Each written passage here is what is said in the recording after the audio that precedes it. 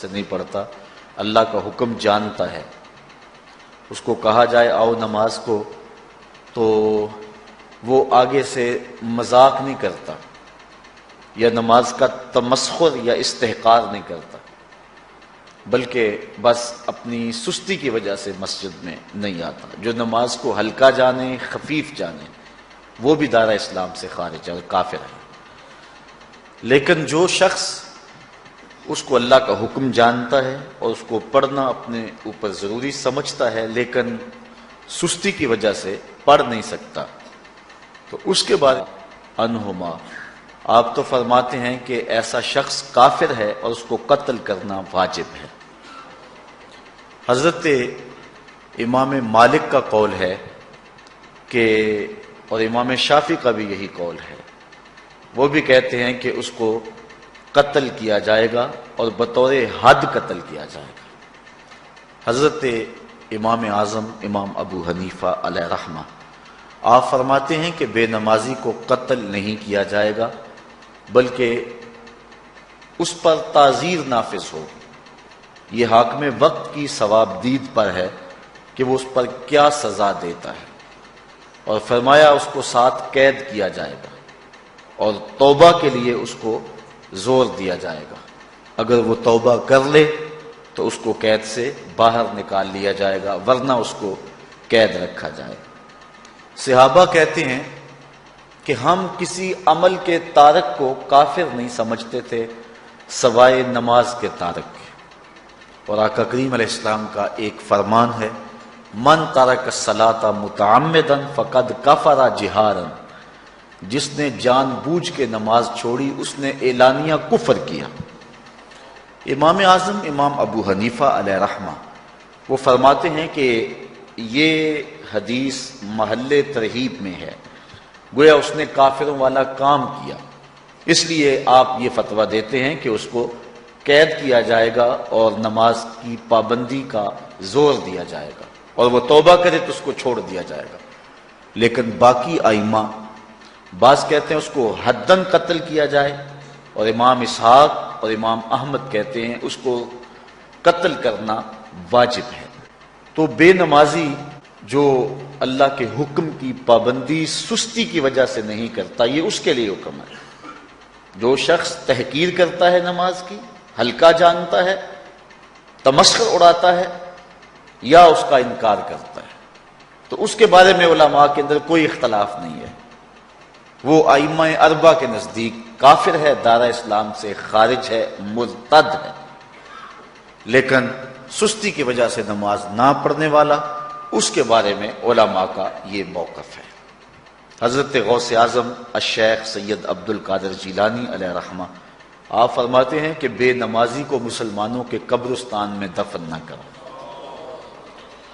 حضرت سلطان باہو علیہ رحمہ آپ کا قول ہے کہ بے نمازی سے خنزیر بھی پناہ مانگتا ہے۔ حضرت شیخ سعدی شیرازی فرماتے ہیں بے نمازی کو قرض نہ دو، جو اللہ کا قرضہ ادا نہیں کرتا تمہارا قرض کیسے لٹائے گا۔ اب آئیے ہم حضور علیہ السلام کے فرامین دیکھتے ہیں اس حوالے سے۔ حضرت جابر بن عبداللہ انصاری رضی اللہ تعالی عنہ سے مروی ایک روایت جس کو امام ابو داؤد نے روایت کیا، امام نسائی نے روایت کیا، دیگر محدثین نے روایت کیا۔ آقا کریم نے ارشاد فرمایا بین الرجل و بین الکفر ترک الصلاۃ، آدمی اور کفر کے درمیان ترک صلاۃ ہے، یعنی بندہ مومن اور بندہ کافر کے درمیان ترک صلاۃ ہے۔ جو نماز پڑھتا ہے وہ مومن ہے، اور جو نماز نہیں پڑھتا تو وہ کافروں والا کام کرتا ہے، یا دیگر ائمہ کے نزدیک وہ کافر ہے۔ یہ ترہیباً نہیں بلکہ یہ حکم ہے۔ اور حضرت نبی رحمت صلی اللہ علیہ وسلم کا ایک دوسرا فرمان ان الفاظ کے ساتھ ہے بین الرجل و بین الشرک والکفر ترک الصلاۃ، شرک و کفر اور بندہ مومن کے درمیان نماز ترک کرنا ہے۔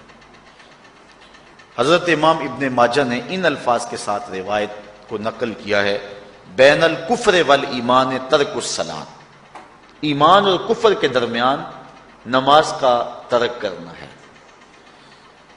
اور آقا کریم علیہ السلام کا وہ فرمان جو حضرت انس سے مروی ہے، جس کو طبرانی نے اپنی موجم میں لکھا، بھی آپ کے سامنے میں نے رکھا، کہ حضور نے فرمایا من ترک الصلاۃ متعمدا فقد کفر جہارا، جس نے جان بوجھ کے نماز چھوڑی اس نے اعلانیہ کفر کیا۔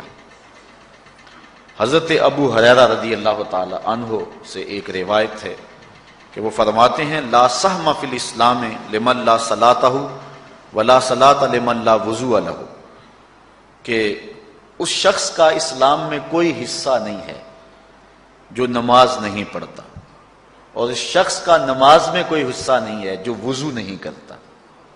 وضو کے بغیر نماز نہیں ہوتی، اور نماز کے بغیر اسلام نہیں ہوتا۔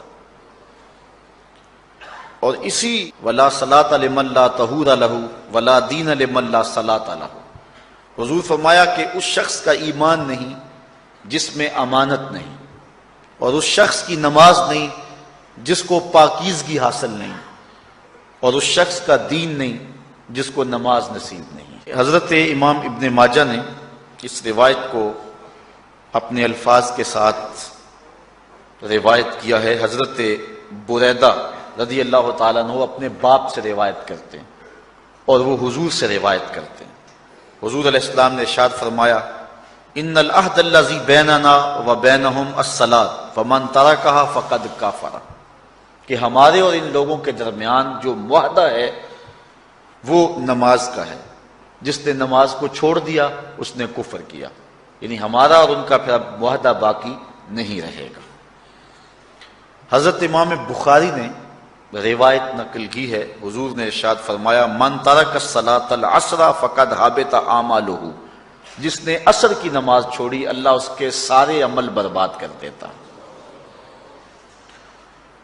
حضرت ابو ہریرہ رضی اللہ تعالی عنہ سے روایت ہے جس کو امام ابن ماجہ نے اور امام نسائی نے روایت کیا ہے، وہ حضور سے روایت کرتے ہیں، بڑی مشہور روایت ہے۔ حضور نے ارشاد فرمایا ان اول ما یحاسب بہ العبد بصلاتہ فان صلحت فقد افلح وانجح وان فسدت فقد خاب وخسر، فرمایا قیامت کے دن بندے سے سب سے پہلا حساب نماز کا لیا جائے گا۔ اگر اس کی نماز ٹھیک ہو گئی تو وہ فلاح پا گیا، اگر پہلا تول ٹھیک آ گیا تو وہ کامیاب ہے، وانجح اور نجات پا گیا، وان فسدت فقد خاب وخسر، اور اگر پہلا تول ہی ٹھیک نہ ہوا تو پھر وہ ذلیل و رسوا ہو گیا۔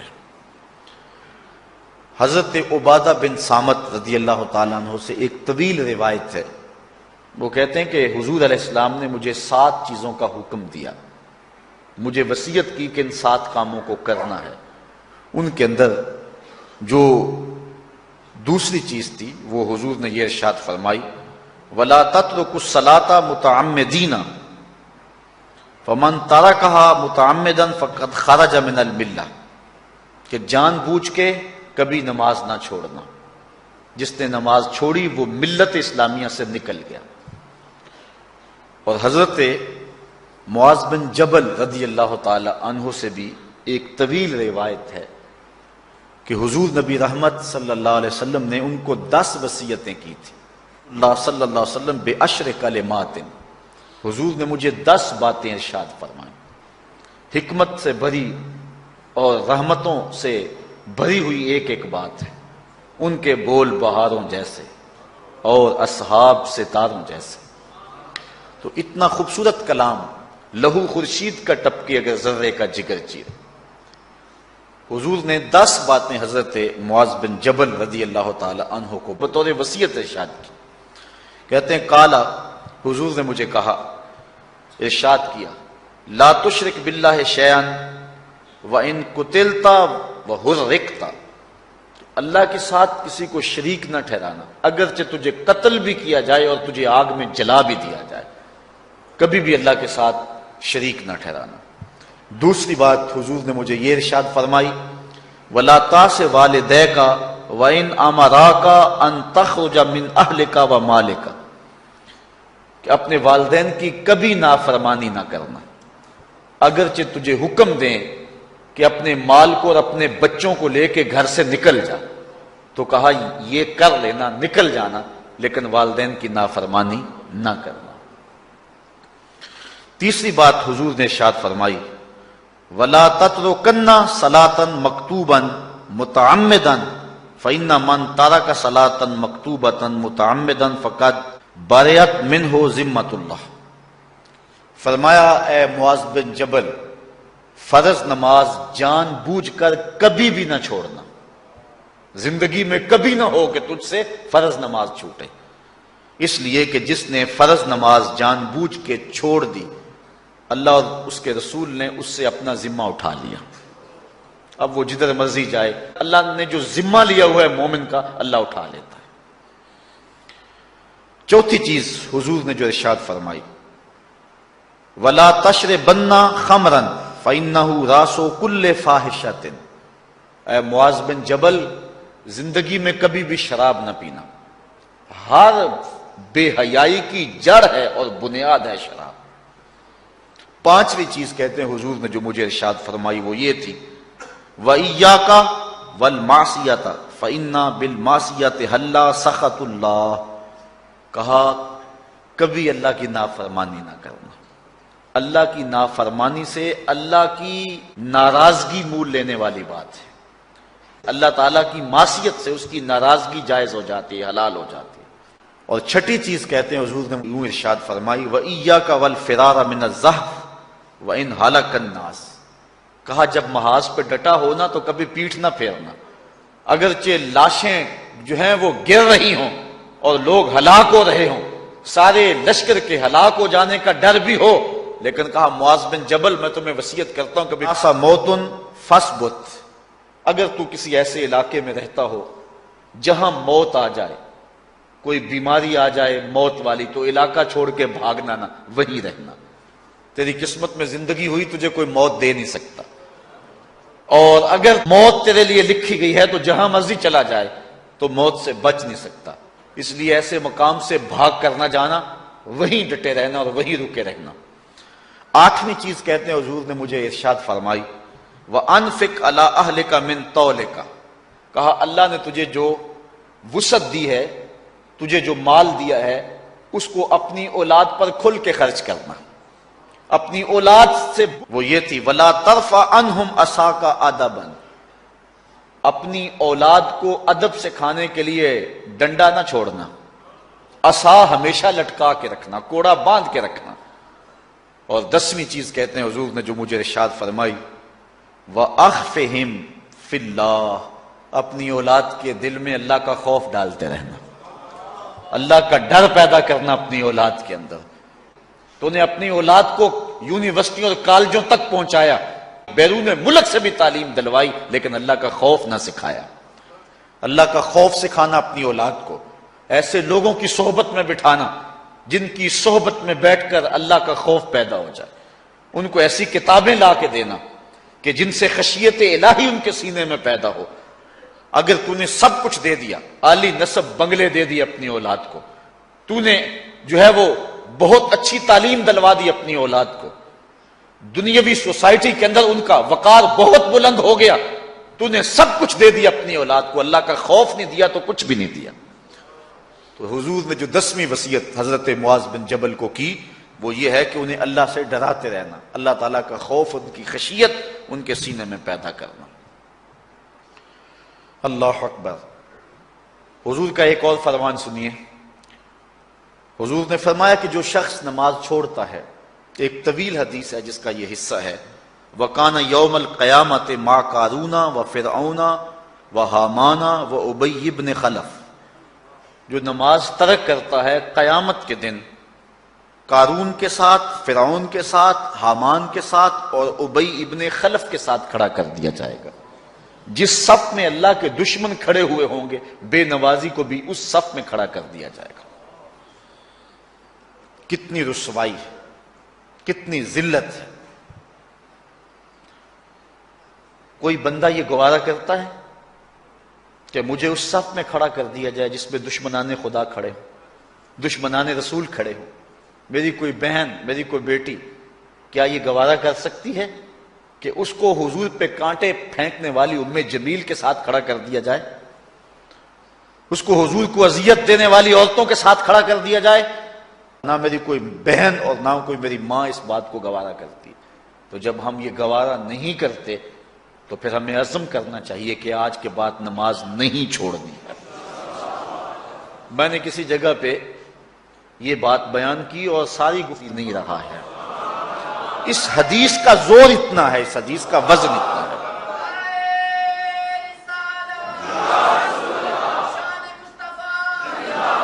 تو کوئی شخص یہ گوارا کرتا ہے کہ مجھے دشمنان خدا کی صف میں کھڑا کر دیا جائے، جن دشمنوں کے چہروں پہ تارکول ملی ہوئی ہوگی اور ان پر لعنتیں برس رہی ہوں گی، اور دنیا کے اوپر سب سے رسوائی زیادہ ان لوگوں کو ہوگی، تو کوئی شخص بھی یہ گوارا نہیں کرتا۔ ہم تو ان کے سائے سے بھی بچنا چاہتے ہیں۔ میرے مالک، ہمارا حشر ان کے ساتھ نہ کرنا، ہمارا حشر تو ابو بکر و عمر کے ساتھ کرنا، ہمارا حشر تو عثمان غنی کے ساتھ کر دینا، ہمارا حشر تو مولا کائنات کے ساتھ کر دینا۔ مالک، ہمارا حشر بریلی کے امام احمد رضا کے ساتھ کر دینا، ہمارا حشر امام غزالی کے ساتھ کر دینا، بلال حبشی کے ساتھ کر دینا۔ ہماری آرزویں تو یہ ہیں، ہماری تمنائیں تو یہ ہیں۔ ہم تو کہتے ہیں مولا کل قیامت کے دن اٹھے تو داتا کے قدموں میں بخاری کا جلوس آگے ہو، ہم اس جلوس کے ساتھ شامل ہوں۔ خواجہ معین الدین چشتی کی غلامی میں اٹھے، ہم حضرت غوث اعظم کی نوکری میں اٹھے، حضرت شیخ شہاب الدین کی نوکری میں اٹھے۔ تو ہماری آرزویں تو یہ ہیں، ہماری تمنائیں تو یہ ہیں، لیکن اگر ہم یہ چاہتے ہیں کہ ہم ان لوگوں کے ساتھ اٹھیں تو پھر ایک نماز بھی ترک نہیں کرنا ہوگی، اور اگر نماز ترک ہو گئی تو کتنی بڑی سزا ہے، کتنی بڑی رسوائی ہے، کتنی بڑی ذلت ہے، اور یہ آپ کے رسول کا فرمان ہے۔ اللہ اکبر، کہ قیامت کے دن وہ شخص جو نماز نہیں پڑھتا، قیامت کے دن اس کو دشمنان خدا کی صف میں کھڑا کر دیا جائے گا۔ یہ ہو نہیں سکتا کہ ہم نے یہ حدیث سن لی اور اب نماز قصدن چھوڑیں۔ آج عزم کر کے اٹھیں، اور اولاد نہیں آئی، بیٹیاں نہیں آئیں، گھر والے نہیں آئے، لیکن جا کے اس بات کو گھر میں نافذ کرنا ہے، اس کو حکمن نافذ کرنا ہے گھر کے اندر۔ ہمارا گھر ہو رسول اللہ کی امتی کا، اور گھر میں کوئی بے نماز ہو، یہ حکم دینا ہے۔ وَأْمُرْ أَهْلَكَ بِالصَّلَاةِ، فرمایا اپنے گھر والوں کو نماز کا حکم دو۔ اس گھر میں نحوست ہوتی ہے جس گھر میں بے نمازی ہوتے ہیں۔ اس لیے آج ہم یہاں سے عزم کر کے جانا ہے کہ آج کے بعد ہم نماز نہیں چھوڑیں گے انشاءاللہ۔ اتنے زور سے کہو کہ شیطان کا کلیجہ پھٹ جائے۔ اللہ ہماری اس انشاءاللہ کو قبول کرے، قبول کرے۔ اللہ ہم کو پنجگانہ سجدے کی توفیق دے۔ کتنا بد نصیب ہے شخص کہ جس کی پیشانی اس کی حضور جھکتی نہیں ہے، سارا دن کبھی کسی کو سیلوٹ کرتا ہے، کبھی کسی کو سیلوٹ کرتا ہے، کہتا میرے ہاں صبح سے لے کر شام تک سلوٹ مارتا ہے، ایک اللہ کے حضور نہیں جھکا جاتا۔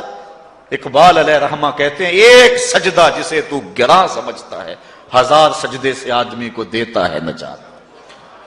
کان یوم القیامت مع قارون و فرعون و حامان و ابی بن ابی خلف، وہ شخص ان بد نصیب لوگوں کے ساتھ کھڑا ہوگا جس کو نماز کی توفیق نہیں ہے۔ آپ نے حدیث علماء سے بارہا سنی، حدیث طویل ہے۔ آقا کریم معراج کی رات گئے تو وہاں مختلف لوگوں کو مختلف عذابوں میں مبتلا دیکھا۔ کسی کی انتڑیاں کٹ کٹ کے گر رہی تھی، کسی کا منہ چیرا جا رہا تھا، کسی کی زبان لوہے کی کینچیوں سے کاٹی جا رہی تھی، کسی پر کھولتا ہوا پانی ڈالا جا رہا تھا، کوئی جو ہے وہ سرانڈ والا گوشت کھا رہا تھا، کسی کے جسم میں لوہے کی میخیں ٹھونکی جا رہی تھی۔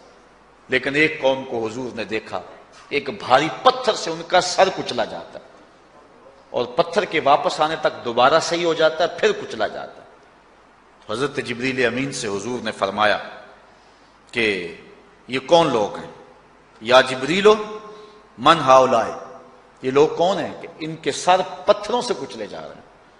قال ہاؤلائے الذین تثاقلت رؤوسہم عن الصلاۃ المکتوبہ، کہا یہ وہ بد نصیب لوگ ہیں کہ فرض نمازوں سے جن کے سر بوجھل رہتے تھے، نماز پنجگانہ فرض بھی نہیں پڑھا کرتے تھے، یہ وہ بد نصیب ہیں، آج ان کے سر کوٹے جا رہے ہیں۔ یہ تھوڑی سی زندگی ہے، تھوڑی سی زندگی، 60-70 سال بڑی زندگی ہو وہ مگر نصیب ہو جائے تو پتہ نہیں ہے کہ کل ہمارا آنے والا کہاں ہے۔ کتنا غافل اور بد نصیب ہے وہ شخص کہ جس کو سجدہ نصیب نہیں ہے۔ سجدہ تو بندگی کا نام ہے، زندگی آمد برائے بندگی، زندگی بے بندگی شرمندگی۔ بندہ تو ہے ہی بندگی میں۔ کسی شخص نے راستے میں جاتے جاتے چائے کی پیالی پلا دی ہو نا بازار میں، تو ہم جب بھی اس گلی سے گزرتے ہیں اس کو سلوٹ کر کے جاتے ہیں، السلام علیکم۔ یار اس سے بڑے سلام لیتے ہو، یہ بڑا محبت والا، بڑے اخلاق والا ہے۔ یار جس نے چائے کی پیالی پلا دی ایک مرتبہ، اس کو تو جاتے آتے سلام کر کے جاتے ہو۔ جس رب نے زندگی بخشی ہے، جس رب نے جو ہے وہ ساری بہاریں عطا کی ہیں، اس کے حضور میں جھکا جاتا ہے۔ کتنا متکبر شخص ہے جو اللہ کے حضور نہیں جھکتا۔ اللہ اکبر کہا یہ وہ بد نصیب لوگ ہیں فرض نمازوں سے جن کے سر بوجھل رہا کرتے تھے۔ اللہ اکبر۔ حضور نبی رحمت صلی اللہ علیہ وآلہ وسلم نے ارشاد فرمایا، نماز چھوڑنا تو خیر بہت بری بات ہے، جو شخص نماز پڑھتے ہیں لیکن جماعت سے نہیں پڑھتے، فرمایا میرا جی چاہتا ہے کہ اپنی جگہ کسی اور کو کھڑا کروں اور جوانوں کا ایک گروہ ساتھ لوں، اور جو لوگ مسجد میں نماز پڑھنے نہیں آتے ان کے گھروں کو آگ لگا دوں۔ رحمت للعالمین آقا فرما رہے ہیں کہ ان کے گھروں کو آگ لگا دوں۔ کتنا غصہ ہے ان لوگوں پر کہ جو مسجد میں آ کر نماز نہیں پڑھتے، اور جو پڑھتے ہی نہیں، اس دور میں تو کوئی تھا ہی نہیں کہ مومن ہو نماز نہ پڑھتا ہو۔ اللہ اکبر۔ تو مومن نماز ہی پڑھتے تھے، تو اگر کسی سے گھر میں نماز پڑھی گئی تو فرمایا میرا جی چاہتا ہے۔ آج نماز تو نماز رہی، ہم کو تو جمعہ بھی نصیب نہیں ہے۔ کتنے لوگ ہیں کہ جو پابندی کے ساتھ نماز جمعہ بھی نہیں پڑھتے ہیں۔ حضور کا ایک فرمان سنیے، آقا کریم نے ارشاد فرمایا، من ترک الجمعۃ ثلاث جمع متوالیات فقد نبذ الاسلام وراء ظہرہ، جس نے بغیر کسی عذر کے 3 جمعے چھوڑ دیے، اس نے اسلام کو اپنی پشت کے پیچھے ڈال دیا، اس نے پرواہ ہی نہیں کیا اسلام کی۔ اور ایک حدیث کے لفظ ہیں، من ترک ثلاث جمعات من غیر عذر کتب من المنافقین، جس نے بغیر کسی عذر کے 3 جمعے چھوڑ دیے، اس کا نام منافقوں کی فہرست میں لکھ دیا جاتا۔ اور ایک حدیث کے لفظ اس حوالے سے ہیں، من ترک ثلاث جمع تہاونا بہا طبع اللہ علی قلبہ، جس نے سستی کی وجہ سے 3 جمعے چھوڑ دیے تو اس کے دل پر اللہ غفلت کی مہر لگا دیتا ہے۔ یہ وہ بد نصیب شخص ہے کہ جو نماز جمعہ چھوڑتا ہے۔ حضرت ابن حجر نے الزواجر کے اندر ایک روایت لکھی ہے، وہ فرماتے ہیں جو شخص نماز ترک کرتا ہے اس کو بہت ساری رسوائیاں ہیں۔ وقت اتنا طویل نہیں ہے کہ ایک ایک چیز کو تفصیل سے بیان کروں۔ وہ کہتے ہیں پہلی بات تو یہ ہے کہ اس کی عمر میں برکت اٹھا لی جاتی، دوسری بات اس کے چہرے سے صالحین کا نور اتار لیا جاتا، تیسری بات وہ کوئی بھی عمل کرے اس کا ثواب نہیں ملتا اس کو، یہ دنیا پر اس کو سزائیں ہیں۔ چوتھی سزا دنیا پر اس کو یہ ملتی ہے اس کی دعائیں قبول نہیں ہوتی، اور 5ویں سزا اس کے لیے یہ ہے کہ اس کے لیے جو نیک لوگ دعا کرتے ہیں ان دعاؤں کا حصہ اسے نہیں ملتا۔ مومن نیک سحری وقت اٹھ کے دعا مانگتے ہیں اللہ پوری امت پر کرم کر دے، تو یہ بھی امت میں شامل ہے، دعا اللہ والے کی تو قبول ہوئی لیکن اس کا حصہ نکال دیا گیا، اس کا حصہ نیک لوگوں کی دعاؤں سے نکال دیا گیا۔ اور جب وہ مرنے لگتا ہے نزا کے وقت 3 اس کو سزائیں ملتی ہیں، ایک تو بھوکا مرتا ہے، دوسرا پیاسا مرتا ہے، تیسرا ذلیل ہو کے مرتا ہے۔ اور قبر کے اندر اس کو 3 سزائیں ہیں۔ حضرت امام ابن حجر کہتے ہیں ایک تو اس کی قبر تنگ کر دی جائے گی، حتیٰ کہ ادھر والی پسلیاں ادھر اور ادھر والی پسلیاں ادھر۔ دوسرا اس کی قبر میں آگ ڈالی جائے گی، جو اللہ کے حضور نہیں جھکتا اس کی قبر اس لائق ہے کہ اس میں آگ ڈالی جائے۔ اور تیسری اس کے اوپر ایک اژدہا مسلط کر دیا جائے گا جس کا نام ہے شجاع الاقرع، اور جب وہ ڈنگ مارے گا تو 70 گز تک وہ شخص زمین میں دنس جائے گا، اور وہ مسلسل یہ ڈنگ مارتا رہے گا۔ اور کہا کہ 3 سزائیں اس کو حشر میں پہنچیں گی، ایک تو اس کا حساب سختی سے لیا جائے گا، اور جس کا حساب سختی سے لیا گیا وہ بچ پائے گا؟ حساب سے بچے گا وہ جس سے اللہ صرف نظر کرے گا۔ اللہ اکبر۔ ایک تو اس کا حساب سختی سے لیا جائے گا، دوسرا اللہ تعالیٰ جل شانہ اپنے قہر و غضب کا اس پہ اظہار کرے گا، اور تیسری اس کو سزا یہ دی جائے گی کہ اس کو جہنم میں ڈال دیا جائے گا۔ ساتھیاؤ، میں اور آپ آج کی اس بزم میں یہ پختہ عزم کر کے اٹھیں کہ آج ہم خود بھی اور اپنی اولاد کو بھی، اپنے دوستوں کو بھی، میرے والد گرامی فرمایا کرتے تھے جس سے دوستی ہو نا اس کی انگلی پکڑ کے دین کی راہ پہ لے آؤ، یہ دوستی کا حق ہے۔ اس کے لیے آپ بہت کچھ کرتے ہیں، لیکن اگر اس کو دین نہیں دیا تو کچھ بھی نہیں دیا۔ کوشش کرو میرا دوست ہو اور جہنم میں جائے۔ والدین بچے کے مستقبل کے لیے کتنی کوشش کرتے ہیں، لاکھوں روپیہ لگاتے ہیں مستقبل ٹھیک ہو جائے، کرتے ہیں کہ نہیں کرتے؟ یونیورسٹیوں کے اندر، کالجوں کے اندر کتنی بھاری فیسیں بھرتے ہیں، کیوں اتنا کچھ کیوں کر رہے ہو؟ میں نے دیکھا بوڑھا باپ اپنی کمر پہ بوریاں لاد کے مزدوری کرتا ہے، مائیں اپنا زیور بیچ رہی ہیں کہ اولاد پڑ جائے۔ میاں اتنا کچھ کیوں کر رہے ہو؟ جی مستقبل ٹھیک ہو جائے۔ یہ مستقبل کتنا ہے؟ 20-25 سال کا، اور جو اصل ہے تو ماں کہتی ہے دعا کرو کہ اپنے گھر میں اس کو چین مل جائے۔ کسی کا انٹرویو ہوتا ہے، لوگ کہتے ہیں جناب دعا کرو کہ اس انٹرویو میں وہ کامیابی سے گزر جائے۔ میں کہتا ہوں جب قبر میں اترتا ہے پھر کسی نے آ کر کبھی نہیں کہا کہ دعا کرو مشکل گھڑی آ گئی ہے خیریت سے گزر جائے۔ اصل امتحان تو یہ ہے، اگر اس امتحان سے گزر گیا تو کامیابی اور بامرادی۔ یہ تھوڑا سا مستقبل دنیا کا، اس کے لیے ہم کتنے پیسے لگا دیتے ہیں، سب کچھ اولاد کو آتا ہے، ہر شے فر فر پڑھتے اور بولتے ہیں، دعائے قنوت بھی نہیں آتی ہوتی۔ تو ہم اپنی اولاد کے لیے دین کا تحفہ اس کو کبھی نہ چھوڑیں۔ اللہ اکبر۔ کوشش کریں، محنت کریں۔ حضور نبی رحمت صلی اللہ علیہ وآلہ وسلم نے ان بد عمل واعظین کی بات بھی کی ہے کہ جو لوگوں کو نیکی کا حکم دیتے ہیں اور خود اس پہ عمل نہیں کرتے۔ آج ہمارے کچھ واعظین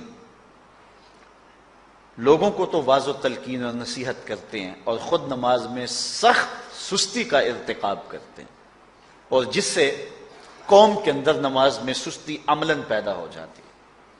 کوئی عرس کی تقریب ہو، کوئی محفل نعت ہو، کوئی جلسہ ہو، کوئی شادی کی تقریب ہو، نماز کے وقت کا پورا خیال رکھا کریں اور اس بات کا لحاظ رکھا کریں۔ بلکہ ہمارے ہاں ایک عجیب سا فیشن ہے اور عجیب سی بات ہے، میں بڑا حیران ہوا کرتا ہوں کہ عشاء کے بعد جب جلسے ہوتے ہیں نا ہمارے مساجد کے اندر، تو مغرب سے اعلان شروع ہو جاتا ہے آج رات فلاں صاحب خطاب فرمائیں گے، اور پھر جب نماز عشاء ہوتی ہے تو ہمارا نقیب محفل کھولتا ہے لاؤڈ سپیکر اور وہ اعلان کرتا ہے حضرات جماعت ہو چکی ہے، اب مسجد میں آ جائیں۔ یعنی یہ نماز کو ہلکا کرنے والی بات ہے۔ ان کو کہا جا رہا ہے کہ بلکہ بات تو کہہ دیتے ہیں جس کا تمہیں ڈر تھا وہ گزر گئی ہے، اب آ جاؤ۔ کیا لینا ہے جلسے میں آ کر اگر نماز ہی نہیں پڑھنی ہے تو؟ ممبر و محراب کے جو ذمہ دار ہیں ان سے جو ہے وہ عجیب و غریب قسم کی جو ہے وہ حرکات سکنات سرزد ہو رہی ہیں۔ یہ جو جہل نقیبوں کا ایک غول آ گیا نا، یہ بھی ایک بہت بڑی مصیبت ہے۔ ایک تو بے تحاشا القاب، دوسرا دین کی روح سے ناشنائی۔ وہ کسی نے کہا تھا نا کہ پہلے حضرت غوث پاک ولی بناتے تھے، چور سے کتب بناتے تھے، آج کل ہم بناتے ہیں۔ کہا تم کیسے؟ کہا ہمیں پتا ہوتا ہے یہ چور بیٹھا ہوا ہے، ہم کہتے ہیں غوث زماں اور کتب دوران۔ بے تحاشا اور بے تکا انداز، اور پھر دین کی روح سے یہ ناشنائی کہ باقاعدہ اعلان ہوتا ہے جناب جماعت ہو چکی اب تو آ جاؤ۔ تو کیا کرنا ہے ساری رات جاگ کے اگر عشاء کی نماز ہی نہیں پڑھی تو نماز کو ہلکا کیا گیا ہے۔ اسی طرح جلسہ لمبا ہو رہا ہے اور نماز کا وقت سکڑ رہا ہے۔ ان چیزوں کا التزام کرنا ہے، ہم نے کوشش کرنی ہے۔ اور یہ بھی ایک مصیبت ہے کہ دربار بڑا اونچا ہے اور مسجد کے اندر جانوروں کی بینٹیں پڑی ہوئی ہیں۔ حیثیت تو مسجد کی ہے، دربار کی تو ثانوی حیثیت ہے۔ دربار پہ 3 کروڑ روپیہ لگا ہوا ہے اور مسجد میں چٹائیاں بھی موجود نہیں ہیں۔ اپنے بھی خفا مجھ سے ہیں بیگانے بھی ناخوش، کہ زہر حلاحل کو کبھی کہہ نہ سکا کند، بات وہی کہتا ہوں سمجھتا ہوں جسے حق نہ ابلہ مسجد ہوں نہ تہذیب کا فرزند۔ ہم نے ان چیزوں کو دیکھنا ہے۔ اچھا، بعض والدین کی ایک سستی ہے، وہ آتے جناب تعویذ کر دو، ہماری اولاد نماز نہیں پڑھتی، بچے نماز نہیں پڑھتے، اور کہتے ہیں جی ہماری تو چلو گزر گئی، ہم تو نہیں پڑھتے، یہ تو پڑھیں۔ میں کہتا ہوں یہ کیوں پڑھیں جب تم نہیں پڑھتے؟ الولد سر لابیہ، بیٹا باپ کا راز ہوتا ہے۔ تم مجھ سے تعویذ لینے آگے ہو، گھر میں مصلی بچھا کے سجدہ کرو، تمہاری اولاد بھی تمہارے تتبع میں سجدہ کرنے کی عادت ڈال۔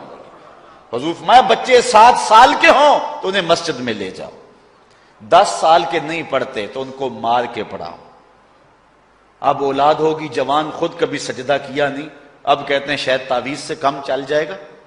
جو تعویذ اللہ کے رسول نے تمہیں دیا تھا کہ 7 سال کے ہوں تو پکڑ کے انگلی مسجد کا راستہ دکھاؤ، 10 سال کے ہو جائیں تو مار کے پڑھاؤ، ان کے سینے میں اللہ کا خوف داخل کرو، ان کو قرآن کی تلاوت سکھاؤ۔ علموا اولادکم ثلاث خصال، اپنی اولاد کو 3 چیزیں سکھاؤ۔ حب نبیکم، ایک اپنے نبی کا پیار سکھاؤ، وحب اہل بیت ہی، رسول اللہ کے اہل بیت کا پیار سکھاؤ، وتلاوت القرآن، اور قرآن کا پڑھنا سکھاؤ۔ چھین لو سیڑیاں ان کے ہاتھوں سے گانے والی، چھین لو ان کے ہاتھوں سے جو ہے وہ ناول، اور ان کے ہاتھ میں قرآن دے دو۔ کتنے خوش نصیب دن تھے، گلیوں سے گزرتے تھے، گھروں سے قرآن کے پڑھنے کی آواز آتی تھی۔ آج پاپ میوزک کی صدائیں تو آتی ہیں، آج قرآن کی آوازیں نہیں آتی۔ تو یہ عجیب ہے جی، ہم نہیں پڑھتے یہ تو پڑھے۔ میں کہتا ہوں یہ کیوں پڑھیں جب تم نہیں پڑھتے ہو؟ تمہارے اوپر کیا اب فرض ساقط ہو چکا ہے بڑھاپے کی وجہ سے؟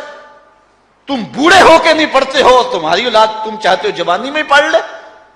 تم خود اللہ کے حضور سجدہ کرو، اور پھر دیکھنا تمہارے تتبع میں، تمہاری اتباع میں تمہاری اولاد بھی تمہاری پیچھے پیچھے ہوگی۔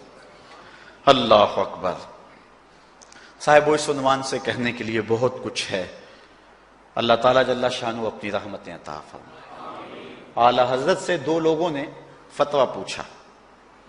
بریلی کا ایک محلہ ہے، محلہ ذخیرہ، اس میں ہادی حسن اور قرب محمد نامی لوگوں نے تنظیم بنائی نماز کی دعوت کے لیے۔ اعلی حضرت فرماتے ہیں کہ پہلے تو نرمی سے انہیں سمجھائیں، آؤ نماز کی طرف، نہیں مانتے مؤثر لوگ ڈالیں جو ان کو کہیں۔ یہ تھے ہمارے کرنے والے کام، ہم کن جھگڑوں میں پڑے ہوئے ہیں۔ مؤثر معاشرے کے لوگ تلاش کریں اور ان کو سمجھائیں، جن کی وہ مانتے ہیں، ٹالتے نہیں، ان سے سمجھائیں ان کو۔ آپ فرماتے ہیں اگر ان کے سمجھانے سے بھی نہیں سمجھتے تو فرمایا فتویٰ پھر یہ ہے ان سے بائیکاٹ کر دیں، ان سے ترک کلام کر دیں، ان سے گفتگو چھوڑ دیں۔ ہم نے تو کبھی بیٹوں سے نہیں چھوڑی گفتگو، بیوی بے نماز ہو ہم ہر شے بیوی سے منوا لیتے ہیں۔ کبھی کہا تیرے ہاتھ کی پکی روٹی نہیں کھاؤں گا اگر تو نماز نہیں پڑھتی؟ کبھی بیٹا کہے امی تو نماز نہیں پڑھتی، میں تیرے ہاتھ کی روٹی نہیں کھاؤں گا؟ جو ماں بیٹے کے لیے سب کچھ کرتی ہے، کتنے دکھ جھیلتی ہے، کسی کے گھر کے برتن مانجنے پڑے وہ بھی مانجتی ہے، کیا بیٹے کی خواہش پہ نماز نہیں شروع کر دے گی؟ جب عادت ڈالے گی تو پھر اللہ دل میں بھی وہ محبت ڈال دے گا۔ کیونکہ ہمارا تو اتنا ہی کام ہے نا، حضرت بایزید بسطامی نے یہی کیا تھا نا۔ حضرت بایزید بسطامی علیہ رحمہ بسطام کے لوگوں کی تربیت کر رہے ہیں، کسی محلے کے کونے میں آ کر ایک فاحشہ عورت بیٹھ کے لوگوں کا دین ایمان اجاڑنے لگی۔ کسی نے کہا بایزید تیرا شہر لٹ رہا ہے، جس کو تو اشکوں سے سیراب کیا تھا اور سجدہ ہائے سحرگاہی سے جس شہر کو نور بخشا تھا، تیرا شہر لٹ رہا ہے۔ کہا کیا ماجرا ہوا؟ لوگوں نے کہانی سنائی۔ بایزید بسطامی صبح مصلی اٹھایا اور جا کے اس فاحشہ عورت کے دروازے پہ مصلی بچھا لیا۔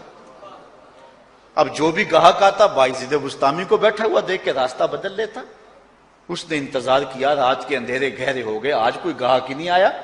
اس نے کھڑکی سے جھانک کر کے دیکھا ایک بوڑھا بابا بیٹھا ہوا ہے، ہاتھ میں تسبیح ہے، مصلی بچھایا ہوا ہے۔ نیچے اتر کر کے کہا بابا اللہ کو یاد کرنے کے لیے اور تھوڑی جگہ ہیں، تجھے میرے گھر کی گلی ہی ملی، میرا راستہ روک لیا۔ بابا کہنے لگا کیا مسئلہ ہے تجھے؟ کہا میرے گاہک رکے ہوئے ہیں۔ کہا آج میں تیرا گاہک ہوں، بتا تیری رات کی قیمت کتنی ہے؟ اللہ اکبر۔ حضرت بایزید بسطامی نے قیمت طے کی، اس کے گھر کی جب چھت چڑھنے لگے نا سیڑھیاں، لوگ دیکھ رہے تھے۔ کہا مالک اگر بایزید بھی اجڑ گیا تو روشنی کہاں سے لیں گے؟ بایزید بھی ایک فاحشہ عورت کے کوٹھے پہ چڑھ رہا ہے، اگر یہ بھی چراغ بجھ گیا تو زمانے کو اجالا کہاں سے ملے گا؟ لیکن قدرت کو کچھ اور ہی منظور تھا. اس سے کہا مصلی بچھا لے، جو میں کرتا جاؤں وہ کرتے جانا. پہلے وضو کیا، اس نے بھی کیا. پھر مصلی پہ آئے، وہ بھی پیچھے کھڑی ہو گئی. پھر بایزید قیام کیا، اس نے بھی قیام کیا. پھر رکوع میں گئے، وہ بھی رکوع. قوما، وہ بھی قوم ہے. جب سجدے میں حضرت بایزید گئے، وہ بھی سجدے میں. تو بایزید رو پڑے. کہا مالک، بایزید کا اتنا ہی کام تھا. مالک یہاں تک لانا میرا کام تھا، دل کی دنیا بدلنا اب تیرا کام ہے. جب وہ سجدے میں جا رہی تھی تو فحشا تھی، جب سر اٹھایا وقت کی ولیہ بن چکے تھے. ایک بزرگ کہتے ہیں میں بازار کے کنارے جا رہا تھا، ایک شرابی گرا ہوا تھا اور گندے پانی سے اس کا منہ گندا ہو رہا تھا. میرے دل میں رحم آیا، ایک انسان ہے اور یوں رسوا ہو رہا ہے. میں نے گندی نالی سے اس کو اٹھایا اور اٹھا کر کے جو ہے وہ اس کا منہ دھویا اور چلا گیا. مشہور شرابی تھا شہر کا. کہتے ہیں سحری کا وقت ہوا، تہجد کے لمحے آئے تو میں مسجد میں نماز پڑھنے کے لیے گیا. دیکھا کیا کہ وہ شرابی مصلی بچھا کے بیٹھا ہوا. میں حیران ہو گیا کہ یہ کیا ماجرا ہوا. اب صبح تو میں نے اس کو گندگی سے اٹھایا ہے اور اس کا منہ دھویا ہے. میں حیران ہوا تو ہاتف سے آواز آئی، میرے بندے تو نے اس کا منہ دھو دیا تھا، میں نے اس کا دل دھو دیا. صاحبو ہم اپنا کام کریں، کوشش کریں، کھینچ کے لے آئیں کسی کو مسجد میں، اور پھر دیکھنا رب کے رنگ. وہ بڑا کریم ہے، وہ بڑا رحیم ہے. آئیے آج کی اس مجلس میں ہم یہ عزم لے